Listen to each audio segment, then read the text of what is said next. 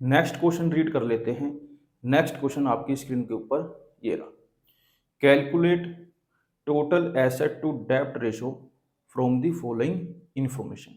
तो देख लेते हैं हमें क्या क्या डाटा दिया गया है। हमें इक्विटी शेयर कैपिटल दी गई है 4 लाख, लॉन्ग टर्म बोरिंग्स दी गई है 1,80,000, surplus balancing statement of profit and loss दिया गया 1 लाख, जनरल रिजर्व दिए गए हैं 70,000, करंट लायबिलिटीज दी गई है 30,000, लॉन्ग टर्म प्रोविजंस दिए गए हैं 1,20,000। तो हमने देखा हमारा फॉर्मूला होता है टोटल एसेट टू डेब्ट रेशियो का, टोटल एसेट अपॉन में लॉन्ग टर्म डेब्ट। तो मैंने देखा ना तो यहाँ पर लॉन्ग टर्म डेब्ट डायरेक्टली दी गई है, ना यहाँ पर टोटल एसेट डायरेक्टली दी गई है। तो हमें ये दोनों ही चीजें क्या है गिवन डाटा से फाइंड करनी पड़ेगी। देखते हैं किस तरह। हमें लॉन्ग टर्म डेब्ट का फॉर्मूला पता है, long term borrowing plus long term provision. तो हमने देखा हमें लॉन्ग टर्म बोरिंग दी गई है 1,80,000, लॉन्ग टर्म प्रोविजन दिए गए हैं 1,20,000। मैंने इन दोनों को ऐड करा, 1,80,000 प्लस 1,20,000 करा तो आया 3 लाख। तो हमारी लॉन्ग टर्म डेब्ट आ गई 3 लाख। एक आइटम तो आई। अब दूसरी फाइंड करते हैं टोटल एसेट। टोटल एसेट का फॉर्मूला होता है शेयर होल्डर फंड प्लस में टोटल डेब्ट। तो जो गिवन डाटा है उसके बिहाफ पर शेयर होल्डर फंड का फॉर्मूला बना equity share capital plus reserve and surplus. Total डेब्ट का हमें पता है लॉन्ग टर्म डेब्ट प्लस में शॉर्ट टर्म डेब्ट।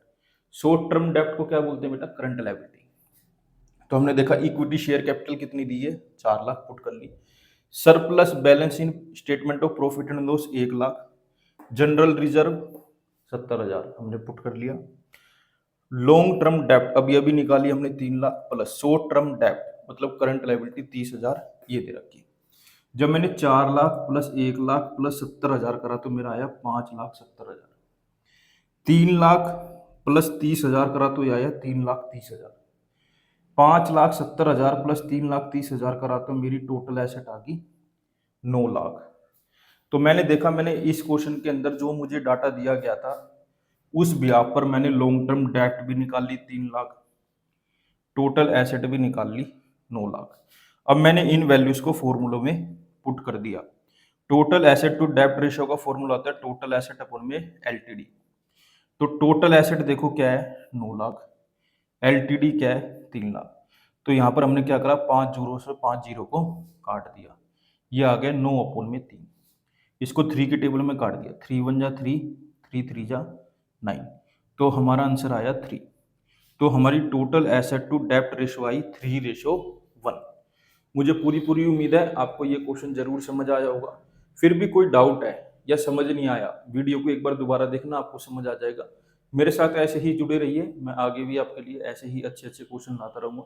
Thank you for watching. Screenshot ले लो इसका।